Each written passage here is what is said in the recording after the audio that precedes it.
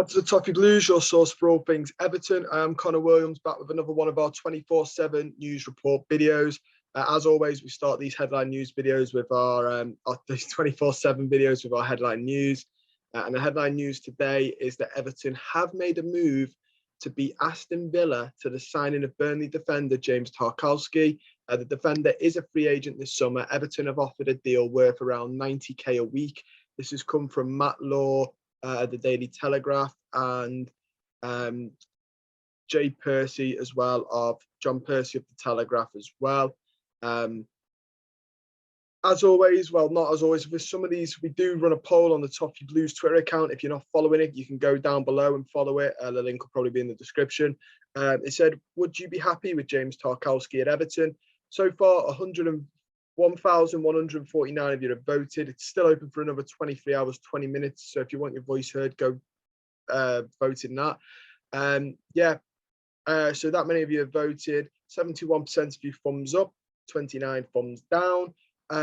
Interestingly enough, I'd seen this cause a bit of a debate on Twitter. Some were like, yeah, some were like, no. So it's kicked off. For me, it's a free transfer. I don't know what Everton's finances are like. Some people are saying it's going to be gloomy like last year. Some people say maybe not. I don't think anyone really knows till we go spending. It's a free transfer. I think he's better than a few of the centre-backs we have. I think our best one is Yerry Mina, but sadly, he's got legs that are made of Weetabix. So I don't see him getting a lot of game time, which is such a shame because he's a massive personality and also has the ability to back it up. I think he's better than Holgate. I think he's a lot more level-headed. Godfrey is very good, but very young. Michael Keane, I think he might be better than as well, in my opinion. I've seen a couple of people say, you know, he play. I think this has come with a bit of stigma because he plays for Burnley. But I've seen a couple go, oh, he's too defensive, or Lampard wants to play attacking football and he's too defensive. First things first, he's a defender. I don't care if you want to play attacking football. You need defenders in that team. You can't just have strikers and vibes. You've got to have defenders in that team. But I get what people are saying. I think they're wording it wrong. It's not attacking. Lampard wants to play out from the back. Doesn't necessarily mean that's attacking football. There's some teams that try it that aren't very attacking, just ball retention. But in terms of playing it out from the back, I understand what people are saying. He's not really used to playing in a 3-back either, or a 5-back, which is what Lampard is probably going to be trying to utilise. I think up until the last couple of weeks when Dyche has been sacked, he's played 4-4-2 for the whole life span of his career at Burnley. But he's a level-headed defender. He's experienced. He's a bit of a leader. I don't think he's their full leader. I think Ben Mee was the leader there. But he's good. He's a good player. You know, it's weird because last season or the season before, when Burnley did really well, he was linked away to the likes of United, and nobody was batting an eyelid. Everyone was like, "Oh yeah, Tarkowski's a good player. United, you know, could get him." They went with Harry Maguire, I believe, if my memory is not mistaken. He didn't go anywhere. Now that they've had a bad season, the sort of narrative has changed for me. It's no longer Tarkowski's a good player. It's stay away from him. And because he played for Burnley and Burnley are known to be defensive, I think people are I think they're giving him a bit of a discredit. I'm not saying he'll come in and he'll be, you know, Paolo Maldini. Like, he's not going to be pulling out Maldinis, and he's not going to be pulling out 50-yard crosses, 40-yard, you know, vertical balls. I'm not saying he'll do all that, or, you know, he'll be the most level-headed centre-back with the ball at his feet. All I'm saying is I think he's getting a bit of a discredit, and I think he easily fits into our defence and pushes a few out. And like I said, it's a free transfer. We don't know what our budget's going to be like. We might have to just do this budget. We might have to just go for frees, small fees, and loan deals. So, yeah. I mean, for a free transfer, I would like it to be someone younger. He's 29. He's definitely not a long-term solution. And I, for one, have always been against signing 29-year-old players and being stuck with them. I would probably offer him like a 2-year contract with maybe an option to extend, and that is it. Don't offer him something like a 4-year contract because we don't want him at. I don't want him at 32, playing in our back four. That gives me Ashley Williams vibes. But that's my thoughts on it. I think he's a solid enough defender. Next, we have the news that after Kylian Mbappe has decided to stay with PSG in a contract that is just absolutely absurd. The money alone, I think I worked out the other day for my own entertainment because I was bored. He earns about £3.16 a second on that new contract. But the fact that he's got control over PSG's transfers, managers, he's essentially their sporting director now. That is silly. No player is bigger than the club, and PSG have now made Mbappe bigger than them. Than PSG, which is absolutely ludicrous. But yeah, Real Madrid didn't get their target. So now the interest turns towards Richarlison. That's come from the Athletic UK. I don't think any of us are shocked here, are they? Carlo really likes Richarlison. Richarlison really likes Ancelotti. They had a great relationship when they were both when Carlo Ancelotti was here. I'm not shocked at this. In all honesty, I'm really not surprised. I think if we keep him and Dominic Calvert-Lewin and Jordan Pickford, I'll be amazed because they're the three heavily linked away from the club. If we keep all three, I'll be absolutely gobsmacked and would say that's a good window if we can keep them three. I think we lose one of them definitely, possibly two. Don't see us losing all three. I really like Calvert-Lewin, but I don't see, unless Newcastle come in with a big silly offer, I don't see us losing him just because he's had a struggled season. So I completely understand that one, but we'll have to wait and see who we do lose. I'll absolutely be gutted with losing Richarlison. I think he's been an important part of this survival that we've been in, this relegation battle and survival. His attitude's fantastic, and I will miss him. He's one of my favourite Everton players. I don't think I've liked an Everton player this much since Tim Cahill, because he was my childhood favourite Everton player. So I don't think I've liked another Everton player as much as this. I like Baines and I like Coleman, but this is a player that I just think is absolutely just gets it. Not from the he just gets it. I'm gonna be gutted, but you know what they say, there's no loyalty in football anymore. And to be fair, he's got a very bright future and he wants to win things. And after the service he's given, stuff like that, I'm happy to see him go on and win things. He'll leave the club in a respectable manner as well, I assume. I'm happy. I'm not going to be one of these that goes, like we saw with Dean, where people go, "Oh, he's rubbish anyway."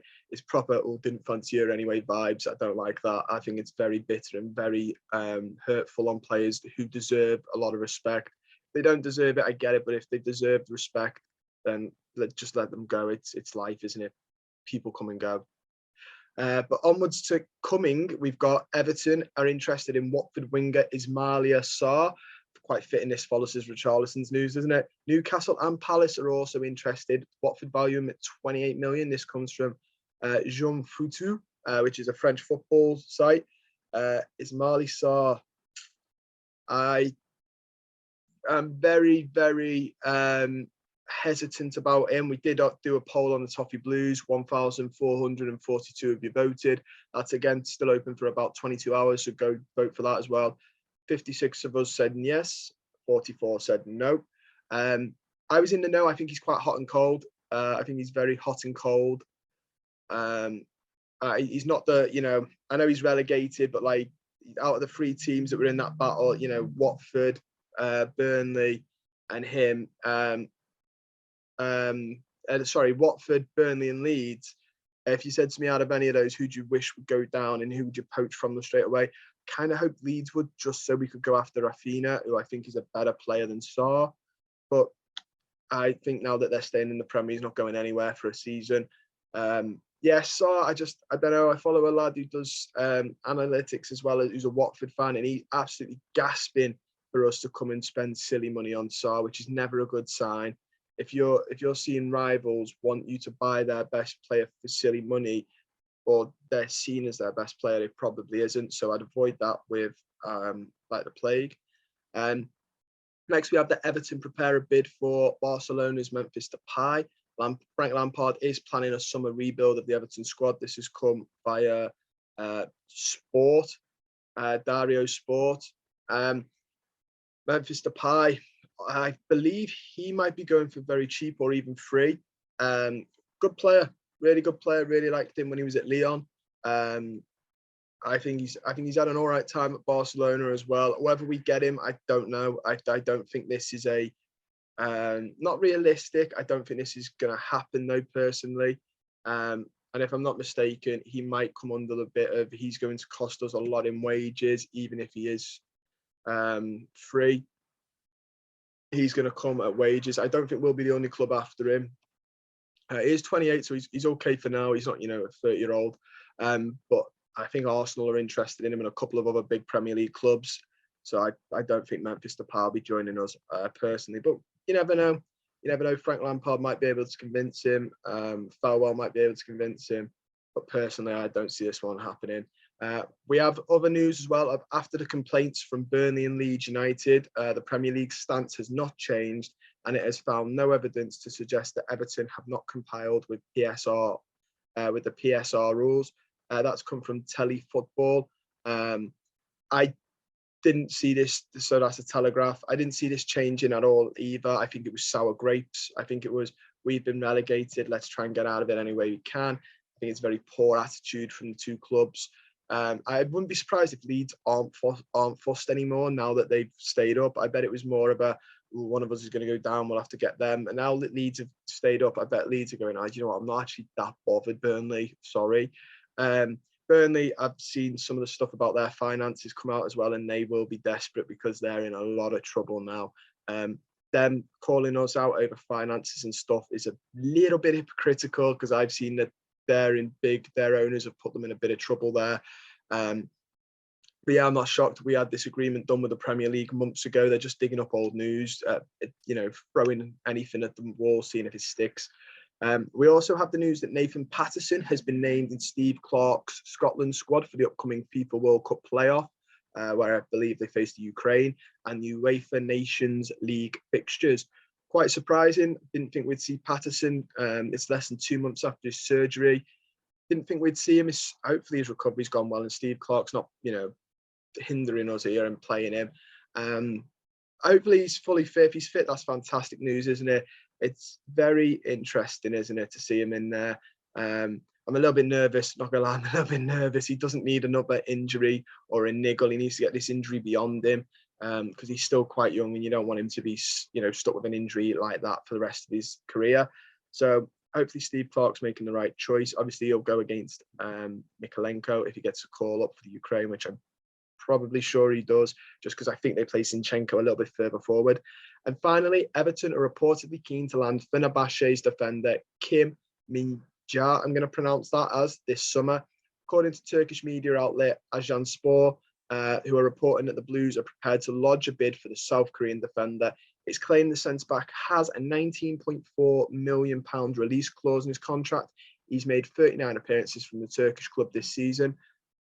Can't say I know an awful lot about him, in all honesty, guys. I don't watch a lot of the Turkish league. The last thing I saw from the Turkish league was Mario Balotelli got 5 goals in a game, one of them being where he did about 10 step overs, and then a Rabona finish, which was very, very pretty. But that sort of highlights as well where the Turkish league's at in terms of standards. I think we're linked with a lot of centre-backs. I think the media, this could just be media talk. I don't think this is the most reliable source I've seen. We're linked with a lot of centre-backs. I think from what I've heard, we are probably going to go for championship players, English talent, local talent, homegrown talent. I think that seems to be Felwell and Lampard's sort of prophecy and how they want to work forward. I know we're looking a lot in the lower league, in the EFL, which I'm happy about. There's a lot of good players in the EFL. The championship next season is going to be a really interesting league to watch. That's going to be an entertaining league. Some very good players down there now. So we'll have to wait and see on this one. But that's all I've got time for. Just get to like the video, subscribe to the channel, and comment down below on any of the things you've seen or heard in this video. What do you think about Tarkowski? That's the big one, isn't it? Your thoughts on Richarlison if he leaves? I'm actually going to be very gutted. Let me know yours. Kim Min-ja, are you excited about him? Do you think he could be a player if you've watched any of the Turkish league? Let me know what you think about the sour grapes from Burnley and Leeds. Memphis Depay as well, big name there, and Ismaila Sarr as well.